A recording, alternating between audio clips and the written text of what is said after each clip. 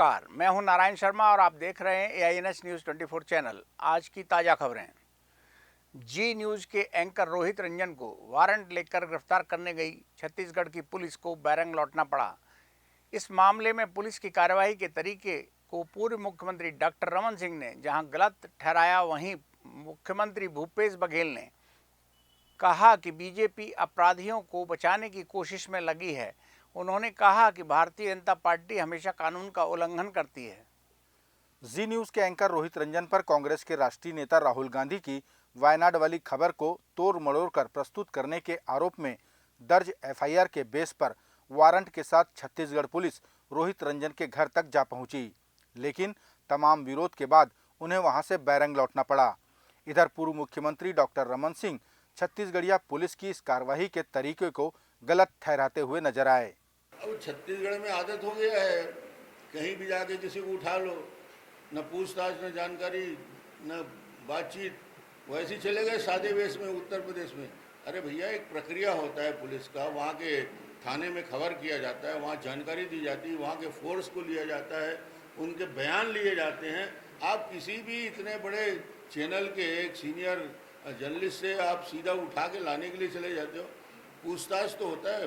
यानी सिर्फ एक FIR किसी ने कर दिया और उठाने के लिए चले गए, तो ये तरीका ही गलत है। ये छत्तीसगढ़ में जो हालात है वही पूरे देश में समझते हैं। ये जी, तो भाई वहाँ के पुलिस को वारंट दिखाएगा। आपका एक्शन का सीमा, जहाँ वहाँ के लोकल पुलिस को FIR के आधार पे पूछताछ के लिए बैठाया जाता है, पूछताछ के बाद मालूम होता है कि क्या दिक्कत है, तो ये लोकल पुलिस को विश्वास में लेने की परंपरा पुलिस के अंदर है। पूरे मामले में मुख्यमंत्री भूपेश बघेल का कहना है कि भाजपा अपराधियों को संरक्षण दे रही है और वह कानून का उल्लंघन हमेशा करती आई है। अपराधियों को बचाने की कोशिश, यूपी पुलिस अपराधियों को बचाने की कोशिश कर रही है, जबकि उसको सहयोग करना था, और यहाँ वो अपराधी को, आरोपी को बचाने की कोशिश कर रहे हैं। न्यायालय के कोई भी जो आदेश है उसको ये भारतीय जनता पार्टी नहीं मानती। अभी जिस प्रकार से अभी जो दिल्ली पुलिस पकड़ने गई थी उसमें वो बाधा उत्पन्न किए, अभी नुपुर शर्मा के संबंध में जिस प्रकार सुप्रीम कोर्ट का बयान आया उसमें ये भारतीय जनता पार्टी समर्थित लोग किस प्रकार से उस निर्णय का ट्रोल किए हैं, तो ये न्यायालय को नहीं मानते, संविधान को कमजोर करना चाहते हैं, ये अपने हिसाब से एजेंडा चलाना चाहते हैं। आज जनसंघ के संस्थापक पंडित श्यामा प्रसाद मुखर्जी का जन्मदिवस है। इस अवसर पर कुशाभाऊ ठाकरे परिसर में भारतीय जनता पार्टी के नेताओं द्वारा उन्हें याद किया गया और उनके तैलचित्र पर पुष्प अर्पित किए गए। इस मौके पर नेता प्रतिपक्ष धर्मलाल कौशिक ने पत्रकारों से श्यामा प्रसाद मुखर्जी के द्वारा किए गए उल्लेखनीय कार्यों को साझा किया। भारतीय जनता पार्टी के कुशाभाऊ ठाकरे परिसर में जनसंघ के संस्थापक पंडित श्यामा प्रसाद मुखर्जी का जन्मदिवस मनाया गया। जन्मदिन के अवसर पर भाजपा के नेताओं ने उनके तैलचित्र पर पुष्प अर्पित कर उन्हें और उनके कार्यों को याद किया। इस मौके पर उपस्थित नेता प्रतिपक्ष धर्मलाल कौशिक ने उनके योगदान को याद किया और उनके जीवन पर प्रकाश डालते हुए उनके उल्लेखनीय कार्यों को बताया। जिस यूनिवर्सिटी में उनके पिताश्री वाइस चांसलर रहे, कुलपति रहे, ऐसा कम अवसर आता है कि उसी यूनिवर्सिटी में कुलपति पुत्र भी बने। लेकिन 33 वर्ष के अल्प अवधि में डॉक्टर श्यामा प्रसाद मुखर्जी उस यूनिवर्सिटी में कलकत्ता में कुलपति बन गए थे। इससे हम कह सकते हैं कि महान शिक्षाविद, महान कानूनविद, इसके अलावा स्वतंत्रता संग्राम सेनानी और इस देश की आज़ादी के साथ में एक बड़ी भूमिका। कश्मीर के नाम से डॉक्टर श्यामा प्रसाद मुखर्जी जी को सब जानते हैं कि जहाँ हुए बलिदान मुखर्जी वो कश्मीर हमारा है, और आज सारे के सारा हमारा कश्मीर है। तो कश्मीर भारत का अभिन्न अंग है, तो अपने प्राणों के आहुति देने वाला डॉक्टर श्यामा प्रसाद मुखर्जी जी रहे। लेकिन जिस प्रकार से वहाँ सदस्य चुनकर के आए विधान परिषद का, और उसके बाद में वहाँ के सरकार में उनकी भूमिका रही, और उस भूमिका में आज जो बंगाल का हिस्सा जो भारत के नक्शे में दिखाई दे रहा है, पंजाब का हिस्सा जो भारत के नक्शे में दिखाई दे रहा है, वो भी यदि किसी का देन है तो उसमें महत्वपूर्ण भूमिका डॉक्टर श्यामा प्रसाद मुखर्जी की रही है। उनके जीवन के विभिन्न सोपान को देखेंगे तो पहले बार जनसंघ की स्थापना के हमारे संस्थापक सदस्य रहे, जनसंघ के भारतीय जनसंघ के अध्यक्ष बने और 1952 का पहला चुनाव हुआ। उस चुनाव में 3 जनसंघ से चुन करके आए, उसमें डॉक्टर श्यामा प्रसाद मुखर्जी भी रहे। जो औद्योगिकरण के उस समय के स्थापना की बात आई, उद्योग मंत्री उनको बनाया गया नेहरू जी के मंत्रिमंडल में, और उद्योग मंत्री बनने के बाद में इस देश की आधारभूत संरचना आर्थिक समृद्धि के लिए उनके द्वारा जो फाउंडेशन रखा गया, आज हम देख रहे हैं, चाहे वो सेंद्रिय का फर्टिलाइज़र का कारखाना हो, विशाखापट्टनम का जलपोत हो या चितरंजन का रेलवे हो, ऐसे आधारशिला उन्होंने रखा और इस देश को आर्थिक समृद्धि आज़ादी के बाद में दिलाने के लिए महत्वपूर्ण भूमिका रही। रसोई गैस सिलेंडरों की कीमत में एक बार फिर 50 रुपये की बढ़ोतरी की गई है। इस वृद्धि ने जहां मध्यम वर्गीय परिवार के बजट को बिगाड़ दिया है, वहीं कांग्रेस पार्टी ने इसे केंद्र सरकार द्वारा गरीबों के साथ अत्याचार बताया। इधर भारतीय जनता पार्टी के नेता प्रतिपक्ष धर्मलाल कौशिक ने कहा है कि प्रधानमंत्री जी पूरे देश के बारे में सोच रहे हैं, तो यहाँ की सरकार को भी अपने टैक्स कम करके जनता को राहत देनी चाहिए।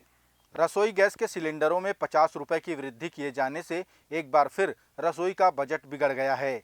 बता दें कि अब गैस सिलेंडरों की होम डिलीवरी पर 1140 रुपए अदा करने होंगे। सिलेंडरों की कीमत में इस वृद्धि को लेकर कांग्रेस ने इसे गरीबों के साथ अत्याचार बताया।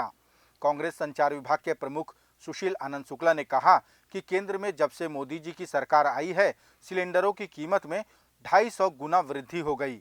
उन्होंने कहा कि महंगाई दूर करने का वादा करके केंद्र सरकार गरीबों को ठगने का काम कर रही है। 50 रुपए की बढ़ोतरी जनता के साथ अन्याय है, जनता के साथ विश्वासघात है, जनता के ऊपर अत्याचार है।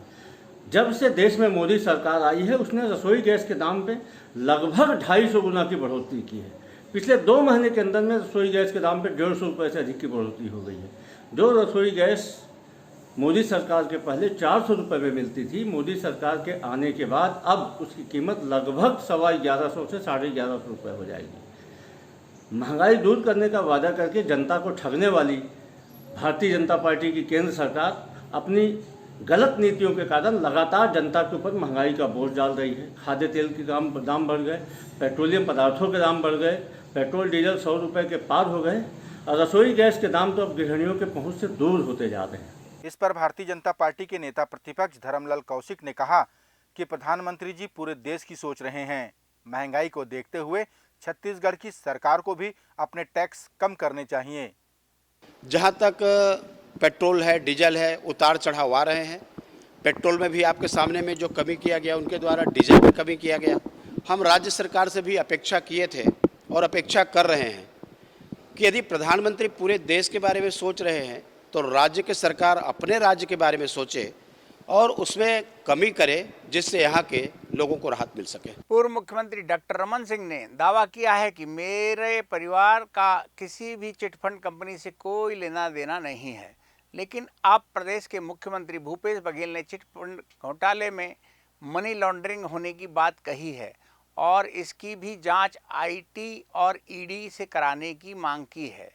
पिछले दिनों छत्तीसगढ़ में हुई आयकर विभाग की टीम की कार्यवाही पर प्रदेश के मुख्यमंत्री भूपेश बघेल ने कहा था कि आयकर और ईडी विभाग चिटफंड घोटाले की जांच क्यों नहीं करती। मुख्यमंत्री के इस बयान पर बोलते हुए पूर्व मुख्यमंत्री डॉक्टर रमन सिंह ने कहा कि राज्य की भूपेश सरकार जब भी फंसती है तो उन्हें चिटफंड की याद आती है।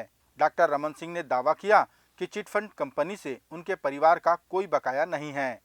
चिटफंड कंपनी को ऊपर भारतीय जनता पार्टी ने कठोर कार्रवाई की और आज तक कोई एक पैसे का किसी चिट फंड कंपनी से किसी परिवार के सदस्य का 3.25 साल हो गए भूपेश जी, और ये सिर्फ जब आप फंसते हो तो चिटफंड याद आता है।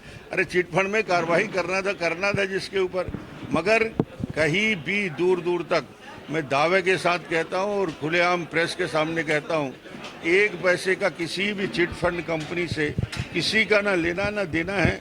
और हम तो चिटफंड की कंपनी का ऊपर सबसे कठोरतम कार्रवाई करने वाले सरकार के मुखिया रहे हैं। लेकिन इधर मुख्यमंत्री भूपेश बघेल ने अब चिट फंड घोटाले में मनी लॉन्ड्रिंग होने का आरोप भी लगा दिया कि ये जो चिट फंड कंपनी के पैसा जो है सैकड़ों करोड़ रुपया आम जनता का पैसा, हजारों करोड़ पैसा, वो आम जनता का पैसा लूट के ये चिट फंड कंपनी लूट के ले गई। इसके ब्रांड एम्बेसडर कौन थे? रमन सिंह, उसके परिवार के लोग, उसके बेटा, सांसद, ये लोग थे खूब प्रचार के मतलब ब्रांड एम्बेसडर बने हुए थे। अब मैं ईडी से निवेदन करता हूँ, केंद्र सरकार से निवेदन करता हूँ कि आम जनता का 6,000 करोड़ से ऊपर की राशि लेके भाग गए, तो उसकी संपत्ति हम लोग खोज रहे हैं, तो अभी तक के 40 करोड़ रुपए ही वापस कर पाए हैं, राजनांदगांव में, रायपुर में, धमतरी में, बिलासपुर में। लेकिन आंकड़ा जो हम लोग निकाले हैं वो 6,000 करोड़ के आसपास आता है। इसका मतलब मनी लॉन्ड्रिंग हुआ है। तो उसमें फिर ईडी को इसको जांच में लेके उसमें कार्रवाई करना चाहिए। क्या रमन सिंह जी इसके लिए तैयार हैं? छत्तीसगढ़ के पूर्व मंत्री राजेश मूणत ने कांग्रेस पार्टी में अंतर्कलह की बात कही है। उन्होंने कहा कि कांग्रेस की मासिक बैठकों में नेता आपस में ही लड़ रहे हैं, ऐसे में प्रदेश का विकास कैसे होगा। उन्होंने यह भी आरोप लगाया कि कांग्रेस में आपसी मनमुटाव इतना बढ़ चुका है कि पार्टी के भीतर एक दूसरे की टिकट काटने की साजिश रची जा रही है। छत्तीसगढ़ के पूर्व मंत्री राजेश मूणत ने कहा कि कांग्रेस पार्टी अंतरकलह से जूझ रही है। उन्होंने राजीव भवन की मीटिंग में कांग्रेसियों के बीच हुई तूतू मैमे का उदाहरण देते हुए कहा कि कांग्रेस में आपसी मनमुटाव इतना बढ़ चुका है कि आपस में टिकट काटने की चर्चा चरम पर है। कांग्रेस पार्टी आपसी कलह से जूझ रही है, ये मैंने पिछले दिनों भी कहा था। मुख्यमंत्री, प्रदेश अध्यक्ष और प्रभारी के सामने अगर बहिष्कार होता है तो तुम में होती है, एक बार नहीं दो बार मुख्यमंत्री अपना गुस्सा जाहिर करते हैं। कांग्रेस के महामंत्री दो आपस में लड़ते हैं। राजीव भवन में खुलेआम जूतम पेतर चलता है। एक कर्मकार मंडल के अध्यक्ष और एक महामंत्री के बीच में कहीं न कहीं कांग्रेस के अंदर आपसी कलह इतनी फैल चुकी है कि इस प्रदेश के विधानसभा के अध्यक्ष और कांग्रेस के वरिष्ठ नेता को यह बोलना पड़े कि उस परिवार की टिकट काटने की प्लानिंग वरिष्ठ लोग कर रहे हैं, तो ये मान करके चलिए कि कांग्रेस के अंतर्गला इतनी बिगड़ चुकी है कि आने वाले चुनाव में इसका खामियाजा भुगतने के लिए तैयार रहें। राजधानी रायपुर के बूढ़ापारा धरना स्थल में एक बार फिर आंगनबाड़ी की कार्यकर्ताओं ने हुंकार भरी। प्रदेश भर की आंगनबाड़ी के कार्यकर्ताओं ने सरकार को अपना वादा याद दिलाते हुए उसे पूरा करने की मांग की। महिला कार्यकर्ताओं ने इस बार वादा पूरा न करने पर आंदोलन को और उग्र करने की बात कही। छत्तीसगढ़ आंगनबाड़ी कार्यकर्ता सहायिका संघ ने संयुक्त मंच के तत्वावधान में महाधरना दिया और सरकार से वादा निभाने का आह्वान किया। आंगनबाड़ी सहायिकाओं ने बताया कि उन्हें नियमित करने, रिक्त पदों पर भर्ती और मानदेय में वृद्धि का आश्वासन दिया गया था, जिसे आज तक पूरा नहीं किया गया। कलेक्टर दे में मानदेय दिया जाए और शिक्षा कर्मियों के जैसे नया मतलब एक नियम लाकर शिक्षा कर्मी के जैसे हमारा भी तनख्वाह होना चाहिए। सुपरवाइजर भर्ती में बिना परीक्षा के उम्र बंधन को हटाते हुए 100% आंगनबाड़ी कार्यकर्ता को लिया जाए और पेंशन ग्रेजुएटी सामाजिक सुरक्षा के दृष्टि से पेंशन ग्रेजुएटी लागू किया जाए और मिनी आंगनबाड़ी में सम्मिलन किया जाए और सहायिकाओं को बिना मतलब शर्त के कार्यकर्ता पद खाली होती है तो उनको कार्यकर्ता पद पर लिया जाए। ये हमारी मुख्य मांगे हैं और सबसे विशेष मांग अभी हमारी चल रही है। अभी फिर से हमारे ऊपर दबाव आना चालू हो गया है कि मोबाइल में आप लोग एंट्री करो, जबकि शासन की तरफ से हमें मोबाइल नहीं दिया गया है, ना ही उसके लिए कोई नेट चार्ज दिया जा रहा है। तो जब तक के मोबाइल की नहीं दिया जाता है, सरकार हमको दबाव ना डाले और इस काम के लिए हमको प्रेरित ना करे। आंगनबाड़ी की संघ प्रमुखों ने चेतावनी दी है कि अगर उनकी मांगों पर सरकार विचार नहीं करती है तो उनका यह आंदोलन और उग्र होगा। साथ ही इसे संभाग स्तर पर भी किया जाएगा। वही कलेक्टर दर में हम लोग को वेतन दिया जाए, शासकीय कर्मचारी घोषित किया जाए। सर लगातार हम लोग को हड़ताल चलती जा रही है, हम लोग लड़ाई करते रहते हैं। सरकार अभी हमारी बात को सुन नहीं रही है। हम लोग इतने परेशान हो गए, हम लोग इतना प्रताड़ित किया जा रहा है, इसलिए हमारी मानदेय में वृद्धि होनी चाहिए, चिकित्सा भत्ता देनी चाहिए और कार्यकर्ता के खाली पद में सहायिकाओं को लेना चाहिए। सुपरवाइजर के 100% बिना शर्त के कार्यकर्ताओं को सुपरवाइजर पद में लेनी चाहिए। ये हमारी मुख्य मांगे हैं। अगर हम सरकार हमारी बात को नहीं सुनती तो हम अगले के लिए फिर संभाग में करेंगे, फिर अनिश्चित काल के लिए हम लोग तैयार हैं, पूरे लड़कियाँ। फिल्म मेकर मणि मेकलई की डॉक्यूमेंट्री फिल्म काली के पोस्टर का विवाद अब गहराने लगा है। बता दें कि इस पोस्टर में काली माता का किरदार निभा रही अभिनेत्री को सिगरेट पीते हुए दिखाया है। इसके विरोध में रायपुर के सिविल लाइन थाने में सर्वधर्म के युवकों ने शिकायत दर्ज कराई है। उन्होंने मांग की है कि धार्मिक उन्माद बढ़ाने वाले ऐसे फिल्म मेकरों के खिलाफ कार्रवाई की जाए। फिल्म मेकर लीना मणि मेकलई की डॉक्यूमेंट्री फिल्म काली के पोस्टर में काली माता का अभिनय करने वाली अभिनेत्री को सिगरेट पीते दिखाया गया है। इस पोस्टर को लेकर विवाद खड़ा हो गया। रायपुर में भी इस मामले को लेकर सर्वधर्म के युवकों ने सिविल लाइन थाने में फिल्म मेकर के खिलाफ रिपोर्ट दर्ज कराई है। सर्वधर्म के युवकों ने कहा कि भारत सर्वधर्म राष्ट्र है और ऐसे कृत्यों से देश की धार्मिक भावनाएं आहत होती हैं। ऐसे विवादित फिल्म बनाना, ऐसे विवादित पोस्टरों को लॉन्च करना जिससे किसी भी धर्म, चाहे हिंदू धर्म हो, मुस्लिम धर्म, सिख धर्म, ईसाई, कोई भी भारत देश का धर्म निरपेक्ष राष्ट्र है, लेकिन अब ऐसा बॉलीवुड के द्वारा ट्रेंड चल गया है कि जानबूझ के ऐसा विवादित तस्वीर, विवादित पोस्टर और विवादित सीन को लाते हैं और इसको ट्रेंड में ले आए हैं ताकि पिक्चर को हाइप मिले। इसके विरोध में केरल की फिल्म निर्माता मणि मेकलई ने काली माता का विवादित पोस्टर जारी किया है, जिसमें काली माँ को सिगरेट पीते हुए और LGBTQ का उनके हाथ में झंडा थमाया गया है और ये पोस्टर लॉन्च किया गया, जिसके विरोध में आज हिंदू, मुस्लिम, सिख, ईसाई सभी समाज के लोग अपने FIR दर्ज कराने सिविल लाइन थाने में मौजूद हुए हैं। हम इस तरह के कृत्य से देश में रहने वाले करोड़ों लोगों की धार्मिक भावनाएं आहत हुई हैं और उसके खिलाफ आज हम लोग FIR दर्ज कराने यहाँ पे मौजूद हैं। प्रदेश के मुख्यमंत्री भूपेश बघेल के करीबियों के यहां आयकर विभाग के छापों को लेकर पूर्व मुख्यमंत्री डॉक्टर रमन सिंह ने कहा कि यह अपने आप में पहली घटना है और मुख्यमंत्री ने अपने पद पर रहने का नैतिक अधिकार खो दिया है। उन्होंने मुख्यमंत्री से इस्तीफे की मांग की है। पूर्व मुख्यमंत्री डॉक्टर रमन सिंह ने मुख्यमंत्री भूपेश बघेल की उपसचिव के निवास पर 2 बार इनकम टैक्स के छापों को आधार बनाते हुए उनसे इस्तीफे की मांग की। डॉक्टर रमन सिंह ने कहा कि ऐसी घटना पूरे देश में पहली दफा होगी जब किसी मुख्यमंत्री की उपसचिव के यहां इस तरह की कार्यवाही 2 बार हुई हो। उन्होंने कहा कि मुख्यमंत्री भूपेश बघेल के पास अब पद पर रहने का नैतिक अधिकार नहीं बचा। हमने अभी 15 साल मुख्यमंत्री था मैं। ऐसा नहीं है कि IT के रेड नहीं होते थे भाई, IT के रेड होते थे मगर मुख्यमंत्री के दरवाजे में ताला नहीं लग जाता था। IT के रेड होते थे, अधिकारियों की यहाँ पुलिस जमा नहीं हो जाते थे 30-30, 40-40 की संख्या में।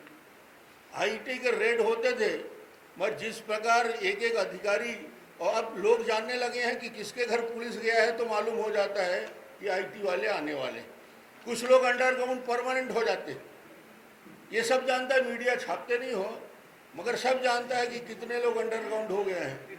और ये भी मालूम उन्हीं से होता है कि IT वाले आने वाले हैं, खबर लग गया है। तो ये एक प्रक्रिया हो गई। मुझे लगता है कि 10 साल में हमने देखा और 10 साल में कभी इस प्रकार की घटना IT का हुआ। हमारे अधिकारी भी थे, उनके खिलाफ भी IT की कार्रवाई हुई। मगर जो भूपेश जी बार बार बोल रहे हैं ED आएगा, ED आएगा, ED आएगा, क्या हो गया भाई? ED कहाँ जाता है? जहाँ CBDT या इनकम टैक्स डिपार्टमेंट छापा मारते हैं उसके बाद जो प्रोसेस होता है उसके आगे की कार्रवाई ED करता है। तो इनको सबको मालूम है आएगा भाई। तो उसमें बोल के अपना वजन वो कम करना चाहते हैं कि ID आएगा तो आएगा, प्रोसेस है। उसको बोलोगे नहीं बोलोगे तो भी उन सब लोगों को जिनके नाम हैं उनके पास पूछताछ करेगा। और यदि पहले रेड में IT डिपार्टमेंट ने जो मुख्य सचिव को पत्र लिखा था उस पत्र को ऊपर यदि सरकार कार्रवाई कर लेती तो आज उनको ये दिन देखने को नहीं मिलते। कांग्रेस की सरकार भ्रष्ट अधिकारियों से पूरी तरीके से उनसे लिप्त है। ये सरकार सत्ता में रहने का नैतिक अधिकार पूरी तरीके से खो चुकी है। पूरे दुनिया में मालूम हो चुका है कि छत्तीसगढ़ की और देश की भ्रष्टतम सरकार भूपेश बघेल काम कर रही पिछले 3-4 साल से। और मैं तो सिर्फ एक बात कहना चाहूँगा, जब इतना कुछ खुला हो चुका है, अब भूपेश बघेल को 1 मिनट भी मुख्यमंत्री के पद में रहने का अधिकार नहीं है। उनको तत्काल इस्तीफा देना चाहिए, ये भारतीय जनता पार्टी मांग करती है। प्रदेश के पूर्व मंत्री राजेश मूणत ने मुख्यमंत्री भूपेश बघेल से सूर्यकांत तिवारी के संबंध को स्पष्ट करने की मांग की। उन्होंने उप सचिव सौम्या चौरसिया को मुख्यमंत्री का संरक्षण होने का आरोप भी लगाया। साथ ही यह भी कहा कि 2 बार आयकर विभाग के छापों की रडार में आने के बाद भी सौम्या अपने उसी पद पर विराजमान है। प्रदेश के पूर्व मंत्री राजेश मूणत ने कोयला व्यापारी सूर्यकांत तिवारी और प्रदेश के मुख्यमंत्री भूपेश बघेल के बीच संबंधों को स्पष्ट करने की मांग की। साथ ही उन्होंने कहा कि भ्रष्टाचार को स्वयं मुख्यमंत्री ही संरक्षण दे रहे हैं, तभी तो उन्होंने 2 बार आईटी की रेड के दायरे में आने वाली अफसर को अपने सचिवालय में रखा है। उन्होंने प्रश्न उठाया कि क्या राज्य में और काबिल अफसर नहीं हैं? सूर्यकांत तिवारी से मुख्यमंत्री के क्या संबंध है, स्पष्ट करें। और कौन डिप्टी सेक्रेटरी जिसके यहाँ एक बार रेड पड़ने के बाद भी मंत्रालय में उनको अपने पास रखें।